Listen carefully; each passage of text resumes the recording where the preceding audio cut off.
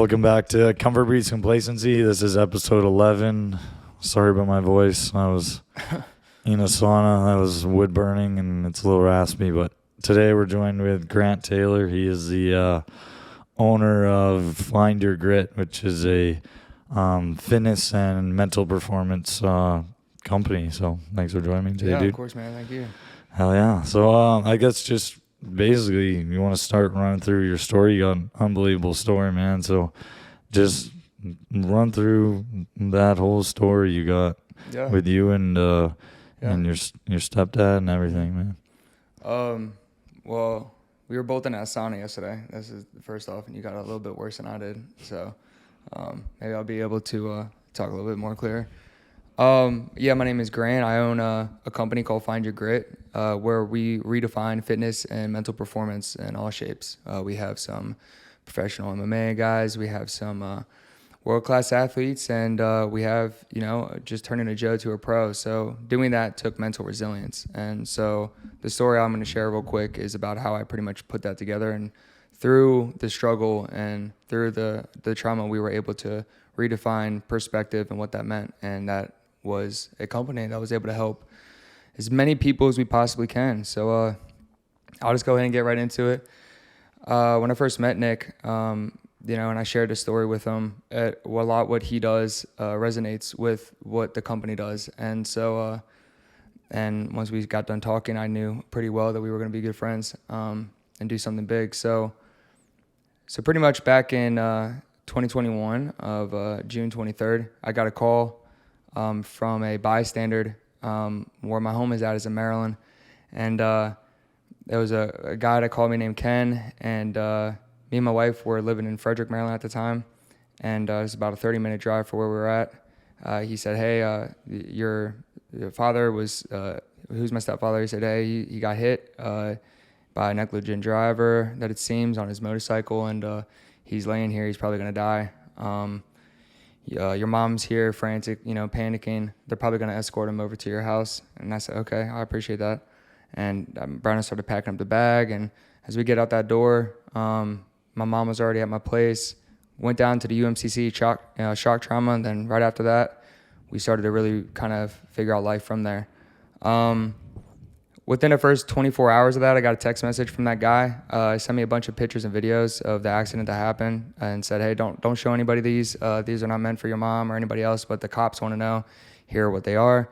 That same day, we got a call from one of the lead surgeons there at UMCC, and he said, hey, we're going to probably have to take off his leg. He said his stomach went up to his diaphragm, and it caused his lungs to collapse, and he had a shattered pelvis, and I don't even know how they saved his right arm either, but they put him into a medical-induced coma right away, and they were saying that he was losing around 1 to 2 liters, a day, and they were really trying to keep him going.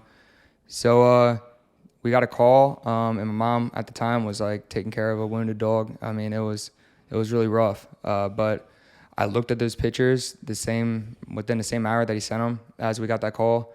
And within 3 minutes of me looking at him, I immediately said, go ahead and take off that leg. Like, he'd be okay. Knowing that he could live life without it if he does survive. Pretty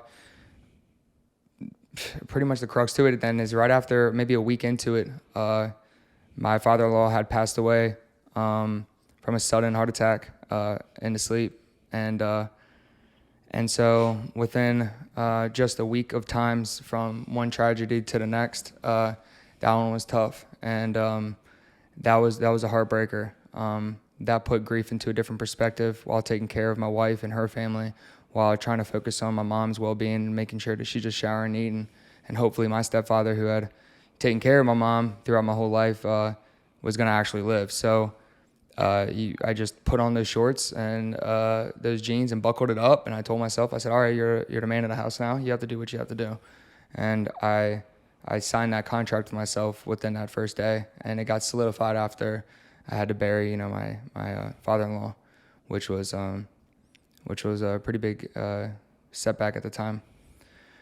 Bottom line to the story is that as I got back from the funeral of my father-in-law, they started to say that he was doing okay, that there was more of a chance of him getting out the thick of the woods, and it was about a month in at this moment. And they were still back and forth on days they'd say he's not going to make it throughout the night, and then he would. So we're always teetering back and forth. So as we get back from the funeral, I'll go up to the UMCC, and Baltimore was the last city to be able to have COVID restrictions as COVID was ending. So my mom was the only one that was just living by his side throughout the whole entire time, and so I wasn't able to see him at all. I was just doing round trips and checking on her and making sure that, you, especially in Baltimore, man, like you got to walk every single block with something on over your shoulder because it's not fun. It's a third world country over there, and so I got granted the ability to go see him for the first time. And like I said, they were just starting to say that this was going to probably be pretty hit or miss if he was going to make it or not, but he has a pretty good shot at doing it right now. So they had recently put him on dialysis, which a lot of people don't come off of at that time. But as my stepfather is a 22-year military vet with the Bronze Star and tours to Baghdad and Afghanistan, he was a really tough guy growing up. I mean, he was what set the tone and perspective for me. So when I walked in there that first day of seeing him, I didn't expect what I actually saw. I mean, you're walking in that shock trauma where there's a kid that's shot, someone's playing a harmony or right by him, and it's his last breath until I walk into the room, and the psych team said, you can't show emotion, don't cry. We're gonna lower his dose a little bit. He may have the opportunity to open up his eyes and say something, but if he doesn't, that's just how it goes. So I said, all right. So I sat there and I just started telling him about all those times that, we had and what we've done. And, I instantly, personally thought of a lot of regret of, all those times that I felt like I overlooked that, I didn't have the gratitude, everything was taken. And I was pretty fucking numb at this point, and really cold, going in there. So as I was talking with him, I'm telling him how much I love him. And, next thing you know, he opens up his eyes and he locks me right down and he says, son, I love you, and grit's all you need. And before I could even get a word out, his eyes went right back to his head, and that was it. So I was pretty confident that was going to be his last words to what he said to me. Without knowing what to do next, I went back and I got a tattoo of grit on my heart that I told myself, if he doesn't make it, I'll show it to him and I'll tell him, I'll say, hey, look, this is what we're going to go do. We're going to do this together. And they were pretty confident that he still wasn't going to make it. They were back and forth on decisions until this point. So I went back home that same day. I started, the VA didn't do shit. We didn't get a lot of, the woman that did it walked away with a $750 fine for the negligence of the cop as well. So she was not given a sobriety test or any type of any type of test to try to check her BAC or anything like that. So we got pretty screwed on that aspect. So we started doing it ourselves. So I just look up YouTube videos, man. I had a job, out of college, set up, and I was working down a ladder, and I quit it on the spot after that day. And I just started doing it myself. So afterwards, I started building up, their whole house, make it ADA compliant just in case he was going to survive, and he did. So then he said, hey, fast forward, he's coming back home, but he's paralyzed from the waist down. So now without a leg and paralyzed from the waist down, he has some external fixtures outside of his right arm, and we have to every couple hours, by the time he gets home, we rotate him side to side, and it took the whole family. It took my wife as an occupational therapist to really step in and help with those day-to-day kind of, tasks. And someone like him to get a UTI is death-threatening, and it still is now. So anyways, he went through a lot of ups and downs. The team told us, take out all weapons of the house. He's going to get depressed, probably suicidal. We don't know how he's going to take that the paralysis from the waist down, but he's okay with that leg being gone. I said, all right. So he's not wanting to talk a lot. A couple months went by. I started training with him more, dialed down on as many certifications as I could possibly get in the time, and focused on his training and contractions of his quad and of his ham, which he had a separation from his T11 to T12, so he can't feel anything from the waist below. So I was really focused on neuromuscular connectivity, being able to, like as you do, you were talking about, doing your swim, you give it to your shoulder, then you give it to your lat, then you give it to, someone else, make a compound movement out of something that's, ruminating and still going and going and going. So, I would train with him like that, and functional movement was how I got that done. And one day, he was real depressed. And I remember telling him, I said, look, man, I could care less about what the doctors say, man. I said, you've been through too much shit. I said, you've made it out when people haven't, and I'm not going to let this take you out. And so I said, we're going to walk again. And he looked at me that same day and he said, no, man, I can't. You know, the doctor said I'm fucked, you know, I'm paralyzed. And so after getting pretty pissed off at that moment, and this was already with a lot of training under our belt, I would grab his thigh and I would squeeze really, really tight and have him do contractions as much as he possibly could. Obviously, there was no contraction at the time, but it was just pairing that up again. And that same day, he started tearing up, and I told him, I said, man, you got to lift that leg now, man. You got to lift it right now. Come on, let's do it. And he skyrocketed that leg, and we were so shocked. And he shot that leg right up, and it was contracting his quad like he was supposed to, his hamstring as well. And this was on the residual limb. So afterwards, I told him, keep going, don't stop. And we went back to UMCC that same week, and they told us, this is a miracle, as you weren't supposed to make it in the first place. And now that we can identify it as a non-complete. So we don't know what to do. This could be this now, or this could stay the same way, or you can get better. We have no idea. But would you want to get a prosthetic and cut up the leg higher? I mean, we were like, shit, yeah. Like right now, like, can you do it? Like, we were very much so pumped and ready to get going. So anyways, that's what we did. From after that, we kept on going. We kept momentum up high. Things were going good. We had a couple of close, deaths in the family. Follow that up, which was a weird time for everything right now. But when I started going back, I just wanted to help. I wanted to be able to connect the miracle, be able to connect functional movement to compound movements, to focusing on more than one perspective and what people ignore the most. And it's not sexy, but how many functional doctors do you know? It's like, put you on a pill and tell you to come back to me every 3 times a week, or let me show you how you can fix your scoliosis, like something that's almost seems like way out of pace, way out of mind to be able to fix. Yeah, it's everything is possible, and everybody's different. So as we started to help others through it, we got a spot on the NBC. They reached out, and Peter Alexander, who's a presidential journalist, had reached out and wanted to hear more about the story and who we were. And it took off from there, starting a company and now a nonprofit, Trauma to Triumph, to help adaptable equipment to anybody with needed. It has been a blessing. It's been really, really incredible to have a lot of growth from this, and being able to help support others in the same position. Know that you're not alone, that finding your grit is finding your reason why. And that's what that word ultimately meant to me. And at the time I didn't, but now that word is what's so close, is find your reason why, to why you want to get better, why you want to be healthy, you're a better son, better daughter, better mom, better dad. It's be a better you and figure out why, get to the root of it. And we help be able to physically do that and mentally do it. So that's the company, and that's the story. So hell yeah. Yeah, I know a lot of my endurance things, you really have to know your reason why, because if you don't hold that close to your heart in the thick of it, you're going to quit, right? Like, That's the thing that keeps you going. How would you say, for people who might not have gone through that same type of experience like you went through, or they might have be lacking that in their life, how do you recommend that people try and find their why? Don't be lazy with language. Ask yourself questions that make you feel uncomfortable. And if it's an answer that is too much to digest, don't ask it. Every day is a completely different day. And meaning, people say that all the time. People say, get 1% better every day. Well, it's like, what the fuck does that mean? 1% better every day. Like, how? We had mentioned, you said a 4 out of 10, when you're going out and doing your, endurance races and whatnot. I think the everyday person needs to understand that happiness is a 2 out of 10, because you're at least a 2 out of 10. And you just got to ride the wave. Tide goes low, you don't get pulled out by current. The highs aren't the highest, but the lows aren't the lowest. It's understanding that suffering and fair perspective is with everybody.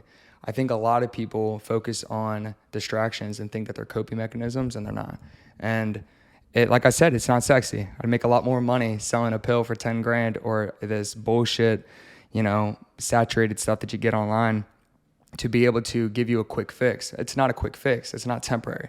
And I think people love temporary solutions. So what I would say to someone is that, what is the root cause of why you want to lose? Let's say, for instance, I have a housewife come in and she's like, Grant, I just want to lose 10 pounds. I got a wedding in, a month I want to go to.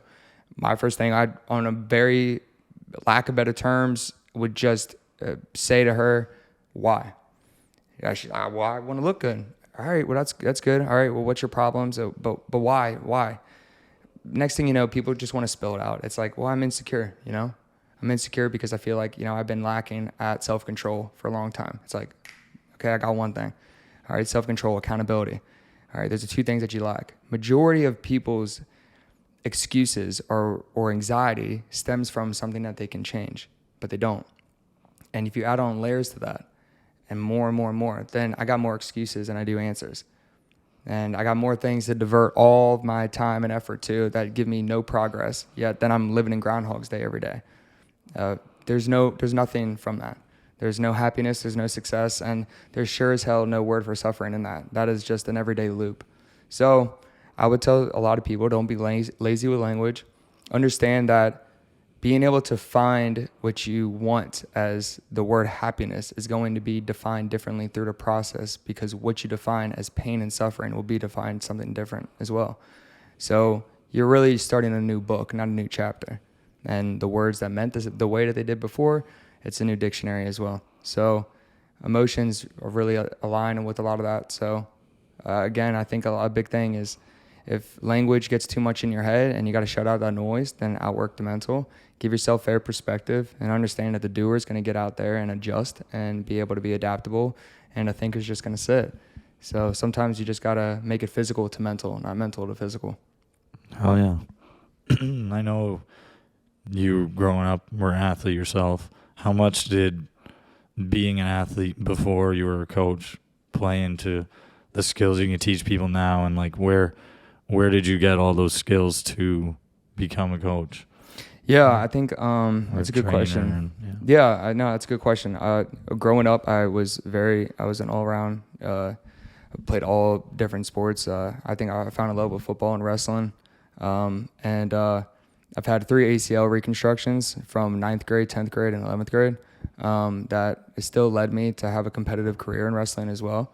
But all being back-to-back, it was pretty tough to kind of keep that going.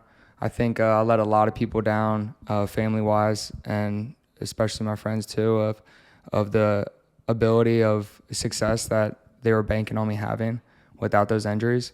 But that did more for me than any sport that I ever played. Going through those in general, 3 times on the ACL reconstructions on the left leg was tough, because no matter and it really happened the 2 other times it happened back to back was on the first day I was cleared. So which I would just jump right back in, either be football, and the last one was wrestling, where I tore it. The injury happened right after you came back? 3 times, and you're talking 12-month recoveries. So I'd rather break any fucking bone in my body any day of the week to go through that again. And to be able to have no control over like the confidence of like, oh, it just happened once, that's fine. Oh, it just happened twice, it's okay. The 3rd time around, I'm like looking up online any athlete, any professional athlete in this whole world who has 3 ACL tears on their left leg, or on either, and it was little to none, maybe very, very few. And so that taught me resilience on a different perspective. I really took a deep dive into Wim Hof and breathing at the moment. I told myself for 3.5 years, I said, I'm going to take a ice bath for 15 minutes a day. And during this time, believe it or not, I after my 4th ACL, I started going through college. I tore my labrum and a partial tear of my rotator cuff. So during that surgery as well, I would sit in ice baths for about 3-4 years straight. And for 15 minutes to 30 minutes, to the points where I'd just focus on how much self-suffering can I add on to where I don't have to risk tearing my ACL, pretty much. And that kind of suffering is deep. You get real big answers very quickly. And it gave me that ability to try to find that tool. And finding that tool was freedom. So as I am as, a fitness and mental performance, coach, I strive to know personally that maturity and growth comes from what you do with the experience, how you digest what you went through. It's not the actual experience. a lot of people don't get that. So they think I may do something special, I have something special. I'm just an everyday guy. You have a view of what life is, what life should be, what it isn't, and it's raw. So, and it's messy, but that's what makes it authentic. So own it, own that shit. You know, it's either can't run then walk, can't walk then crawl, but you sure don't fucking lay down. All right. So I think that's the biggest thing from sports and athleticism that grew me up. And mixed martial arts taught me a lot. Fighting, I had a lot of anger after my 3. You know, I was wanting to go big with wrestling. I wanted to take football to the next level, and wasn't able to. But when I got back into fighting, I was ready to risk it all, and it went a really long way to be able to connect after a ton of concussions as well and other things. Every fighter fights injured, you know. So it was really good to be able to grab a bunch of different aspects of each sport, but the borderline concept of it all is that every fighter fights injured. And, you know, with the leg knot, it's like, okay, what am I going to do? Like, what am I going to do specifically, like, as, you know, as my human body works around it to give it to something else, you know, just physics, you know, which is pretty much the love of it, love of the game. So that's about it on that one. Childhood was pretty crazy, but yeah, I know, like, personally, when I've had those times in my life when I wasn't able to do the things I wanted, like, athletically, it almost feel like it's a loss of identity when you, like, say to the world, like, this is what I am, I'm an athlete, I'm this and that, and then you do have to, like, do some soul searching in that time and figure out kind of, if you're not an athlete at the moment, then, like, what are you and what value can you bring to other people and everything. So I think people die in those moments. I think those were obviously battling thoughts throughout, but as I keep giving advice and helping others with people that are in that position, even as of now, it's that's what's going to shape you right there. Majority of people with their neck barely above the waterline are living life to the fullest, and other people are only ankle deep, but with their face down in the water, saying that they're drowning. So you do have to figure out, if I cannot attach my ego to anything, then who the fuck am I? Well, it's like that's your opportunity to find out. You either die in that situation or you don't, and someone that's committed is going to figure out a way to survive. So it's like, I'm Grant Taylor, but I'm a fighter. It's like, okay, that's all I got to say. I don't have to convince it. And to be honest with you, I think in moments and times where you're fighting against something that you want to identify yourself as, you have to understand that being alone doesn't mean being lost. And when you're winning in silence, no one else is going to give you that gratification. So we also live in a world of just pure gratification. That's what boosts that ego. So if I can't make, you know, my biological dad happy or someone else happy around me for me excelling out on sports, and they're not in a good mood, and I can't look back on that on me and say, oh, that was my fault. I'm just still living a life, man. But I'm winning in silence. So instead of me looking back and say, man, I deserve this, or fuck the life, fuck this world and everything else like that, who am I? It's like, dude, every question needs to have an answer. And if there's no answer to it, then don't ask it. You know, bottom line, period. It's like, don't put on too much on your plate that you can digest, you know, every day at a time. And that's why that 1% better matters so much. So yeah, take it or leave it, but you got to figure it out. And you got to be okay with yourself and understanding that you can be very adaptable. That's the whole point about the present moment, and nothing puts you in a present moment like life or death situations. So yeah, it's a great way to build up a toolbox to be able to survive on. Yeah. And what type of, I know you train lots of different people, from everyday regular people just trying to lose weight to MMA fighters. What's like values or characteristics in these people that are good, and what's like something you don't like to see? Like, what's a good person to train versus somebody who's like not really good to train? Someone that's good to train with someone that's not really good to train. Well, I mean, commitment is everything. So first off, training with someone that's one-on-one, or let's say we do a group or corporate, whatever it may be, it's a lot easier to be able to sign that contract with them, to be able to say you have to put in this time and commitment to be able to reach the goals that you want. And but my standard of how I do things is based upon what's going to make you successful for the long run. So a lot of people don't like to hear that. That's why you see so much on social media and advertisements on, here's the quickest way to drop weight. So majority of people come in with this idea of, this is going to make me drop weight really quick. I tell them right now that this is a relationship. So I get to pick and choose who I work with. And I love that about what I do. So the commitment is that, first off, if I see rounded shoulders and I see curvature in like the lumbar or the spine or some type of weird thing popping out, I'm focusing on posture first. 100% of the time, I'm always going to focus on getting to the root of preemptive measures so they don't get injured. And yet, by a byproduct of that, they stand up better within the first month.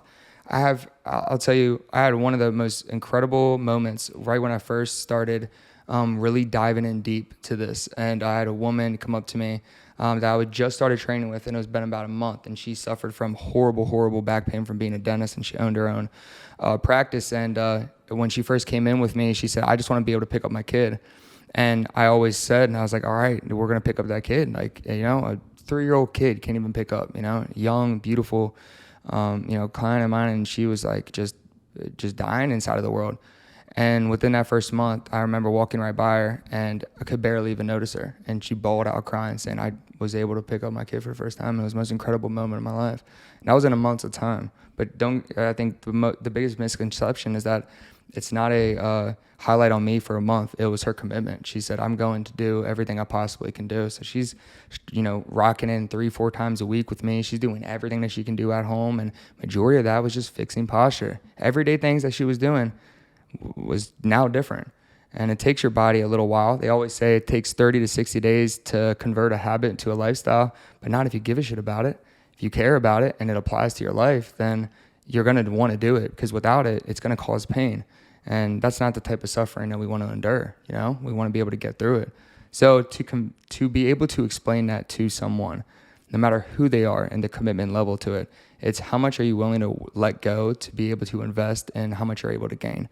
And what you're letting go needed to be let go. You're not holding on to it is what's holding you back. That takes time. That can take some months and even years. So I've seen a lot of it. So, but the commitment's deep. So I want to train people for that, for the quick instant gratification and temporary fix. You're going to be able to train your kids on what, we're able to find with each other. Yeah, that's so valuable, I feel like. And, I know personally with like the endurance stuff, a lot of it's more mental side of things, even more than the physical side of the training.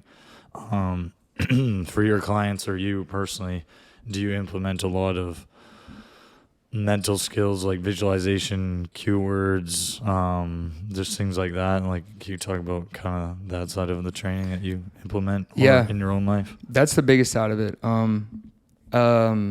A lot of people have different ways to be lazy with language and or don't paint the picture for themselves, meaning that if you're pushing that pen and you're moving it towards a direction, it's great, but what's the actual purpose? And what I mean by that is that the mental side of fitness and performance and life comes from you being able to bank on your default system, like your subconscious.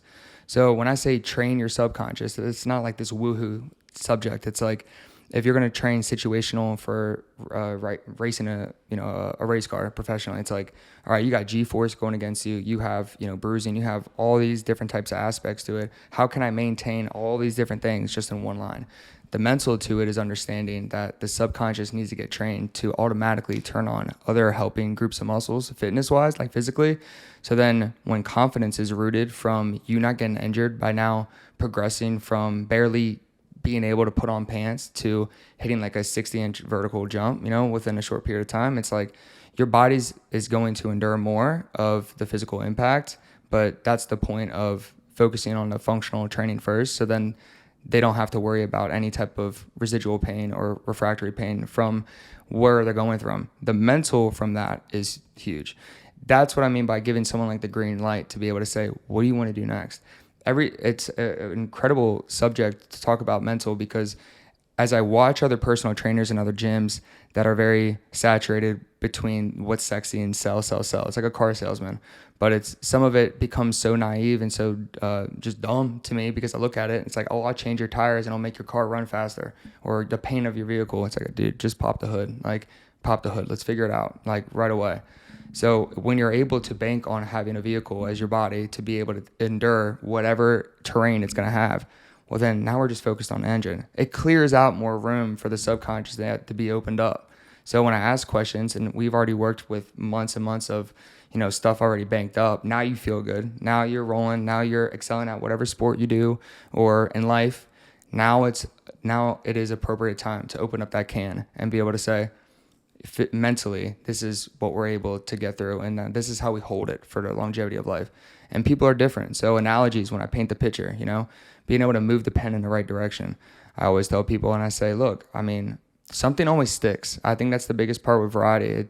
People get lazy with language, and I've said this, a lot so far, but it's true because, if you can't engage your lats properly, which a lot of people don't, and that's just a regular muscle. It's a big muscle group, but yet it does a lot of work. It's not like your rhomboids or, you have teres minor or major, these very small group of muscles around a bigger group of muscles. That's what I target, the smaller group. But if you don't know how to engage your lats overhead down to the transverse, we can't go anywhere with that. Like, I'm going to have to put you in a bad habit to get you your results. But then someone in life is going to have to break you back out of that, or you're going to be a subject to everybody else at the pharmacy. So it's like, we got to break you out, make you physically understand how to neurologically connect that muscle group, and then say, oh my God, like, I've had shoulder pain my whole entire life from swimming. And now with my lat involved, my shoulder doesn't do as much. Like, I feel so much better without it. That mental of being able to connect. I tell people, hold a pizza. And one client may be like, oh my God, like, my lats are on. It's like, okay, nice. Like, more specifically, it's like I'm targeting it. I'm giving him workouts. I'm constantly pushing him through the mental ability to connect it. That's what functional movement is. So on a short-term scale, you come in, we're training for 3 months, 2 months. Every workout that we're doing, I'm explaining why we're doing it, making sure they feel what we're doing. And afterwards, when they're sore, their biomechanics, well, everything that's going down the line of the note-taking is that they're mentally connecting every muscle that I need to connect specifically towards their body. So then mentally, when we're talking about motivation and momentum, it's like the completely two different words. So they have already established momentum. They've already put a hard drive in, and it's already accumulating more and more and more data. Well, what's going to stop them? You take away all excuses and you leave just facts. No one could be possibly sitting there telling me, oh, Grant, I can't because of my shoulder pain back in 2010. It's like, all right, Jim, chill out, like, relax a little bit. Like, let's go ahead and get back in there. You know exactly what you got, what you have to do. So the mental can be a lot of different things, but it's applied to everybody. Hell yeah. For sure. Hell yeah. And I guess what advice would you give somebody who might be in a position similar to what you were, who wants to have their own business like you do, or even just the health side of things, like mentally clear, having a stable life and like having a life that they're excited about living and working towards something? So with your question, I would say majority of time, a lot of people want to be able to find, you're saying on the health side of things, like with someone in an entrepreneurial mindset. That's what I would say. Yeah, just advice to somebody who either wants to be having like business and success like you have on the business side of things. I feel like it's a lot of the time goes hand in hand with health. It does. Or just somebody who wants to find their grit. No, that's a really good question. Sorry, I was just trying to make sure I got it right. So that goes along the way of like what I just ended on that last one. If you can bank on your body physically being able to adapt and be versatile, then all you got to pair up is being a visionary. People talk about manifestations and visionaries. When you're confident that your body's going to react differently, then there's no more survival mechanism, and anxiety has a different word. Why people don't take the entrepreneur route is because they don't bank on themselves. We also live in a system that is based upon research studies that will deter you away from it. So what I would say is trust on what makes you most confident. Trust that you can bank on yourself. That at any moment in time, that if things go south, that your body and your mind are going to pair together simultaneously to be able to adjust and be able to adapt. And you can't paint a house with a screwdriver. So the more tools that you have to be able to use, and in the middle of being able to figure out, well, what do I want to do? What do I want to do in life? To me, fair perspective was knowing that I'm just trying to make it to the end of the day, bottom line. And that came on as a very strong, potent mental survival mechanism that was created to just take care of everybody else around me and keep going. It was just breathe and survive. So I made it to the end of the night. I was like, all right, like, it ain't bad. Like, I feel good. I'm not worried about yesterday, not thinking about tomorrow. So when I talk with people, I think what I tell them most is take it slow, take it in doses, because the doses are a lot more potent when you take them in smaller chunks. And the distractions are easily applied by taking too many big things at once. So bank on yourself, put yourself to the test, outwork the mental, then you have nothing to be able to argue with. And I think that's the biggest blessing, is that as a kid with ADHD that just runs all the way around, it's like I got to keep up with my brain. So with the injuries that I have, that's not going to stop me. That's the mental and the trauma that happened, or whatever you want to call it, doesn't stop me. It's like, well, then what else would? It's like I already been through the dark of it. So put yourself in situations where you feel like, okay, I made it on the other side. Then tell yourself that, believe that, and then there's no more inner thought. There's no more a negotiating topic. I have just non-negotiables. If it's something I can't control, I'm not going to negotiate it. If I can change it and it applies to what I want and how I want to help and love, then I'm going to do it either way. So I'm not worried about how I do it or how I get there. It's just I'm willing to die for it. And that's what makes me believe that the most dangerous men and women on this world are the ones that are confident with themselves and have self-value. And that's what puts someone against someone else, is that I know my worth and I don't have to be negotiated with that. So yeah, that's the biggest thing. Figure out what you have to do to be able to figure out a non-negotiable for your own value, and you're set up. Hell yeah. That's what I like to hear. Yeah, man. Well, my voice is dead, so Your voice is dead. End it here, but thanks for giving us some wisdom, my man. And do you want to give people like your social media and Find Your Grit social media and all that and stuff? Yeah, people want to reach out. Like I said, we're based out of the DMV area. Right in Potomac Vistas outside of DC. It's find.your.grit on Instagram. Our website is findyourgrit.com. And we got other sources of our podcast and website and merch and whatnot too. So stay tuned and see what we have to offer, because we got a lot of good things coming up around. So we're looking forward to seeing where growth lies. Yes, sir. Well, there we go. That's episode 11 of Comfort Breeds Complacency. Grant Taylor, brother. Of course, man. Thank you for having me, brother. Appreciate it, man. Keeping us bad.